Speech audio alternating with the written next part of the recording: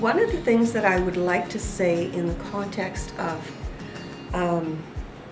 what was worked on to be developed and what came to manifest and what it's become transformed into is that the progression of this department comes on the heels of the Vietnam War, and it also comes on the heels of the Wounded Knee, the second Wounded Knee historical event. And so from that time of really powerful abuse, I guess I could be direct about saying abuse, racism, we've really managed through phenomenal efforts and a lot of sacrifice from a lot of people that the young man who was speaking, we are holding our own space, and universities and institutions are establishing that. Are understanding that we have established it, and we're going to use it and make good use of it. So another aspect that I'd like to mention is that the Native Studies and Native Social Work Department came from the roots of the community. And I've been back in the community for almost 10 years now. And what I don't hear and I don't see is who from the community is coming back, who's being asked to come back to provide context, to see to it in the big picture that the students who are here are actually going down the same river, even though the edges of the river have changed. If they're still going down the same river with the same kind of space of mind and strength of heart and courage to really follow and pick up what was very hard won and took a long time to establish.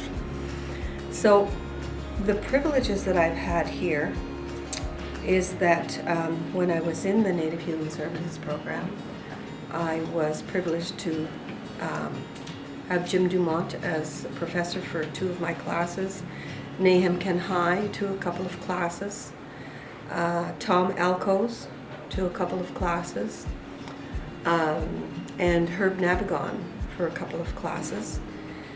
Herb was in the Native Human Services program, and Marianne Corbier as well. I took two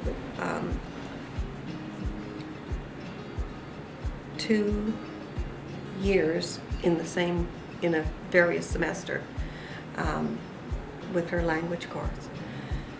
And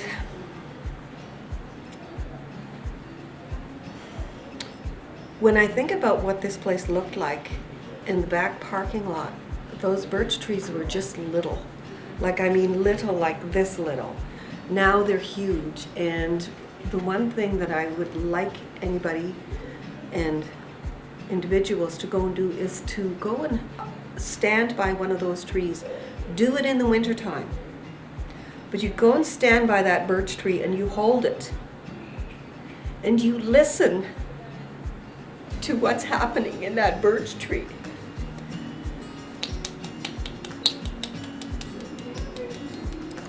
That's what you'll hear. And it is who you will hear that's pivotal, because it's all of the people, our own people, who walked on this land before. They are in this land. So that birch tree is what's housed us. We've used its medicine in the sap, in the wood to keep us warm, in the wood to build things. We use the bark for our homes, our canoes. So, we're a canoe culture, and that birch is the one that brought us down the river, through the rapids, across the bays. So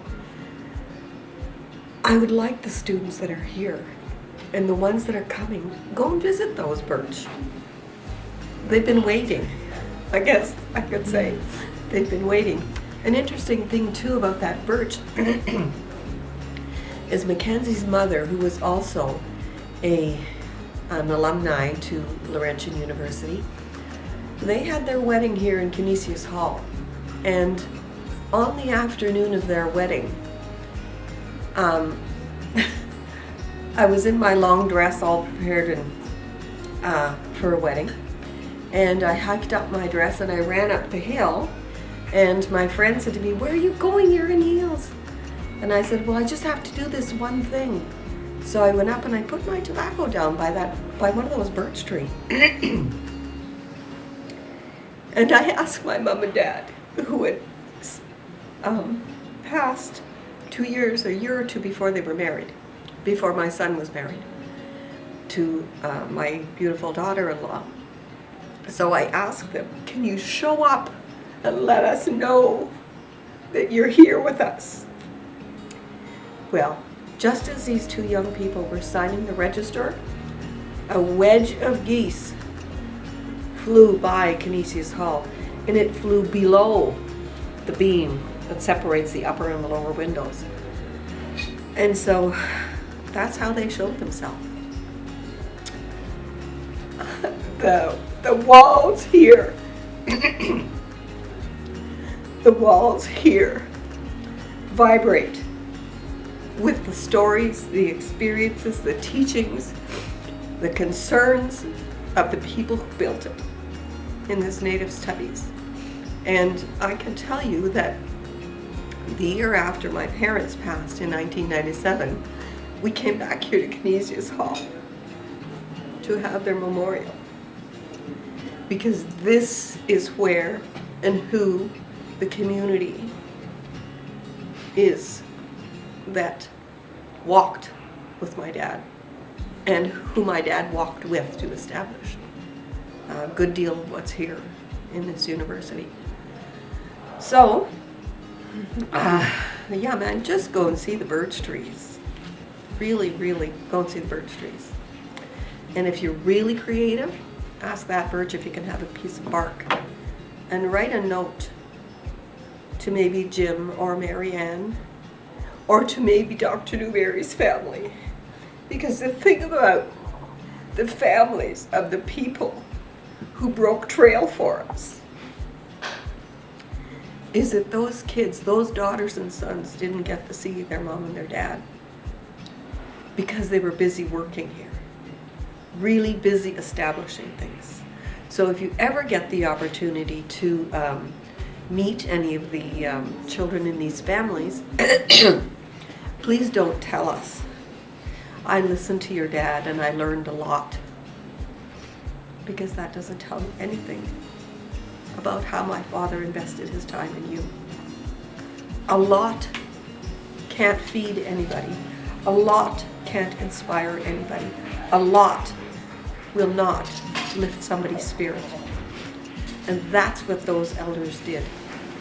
They fed spiritually, they fed emotionally, they fed intellectually, they fed socially. My dad was famous for saying, if you need a tune-up, let me know because I'll give it to you.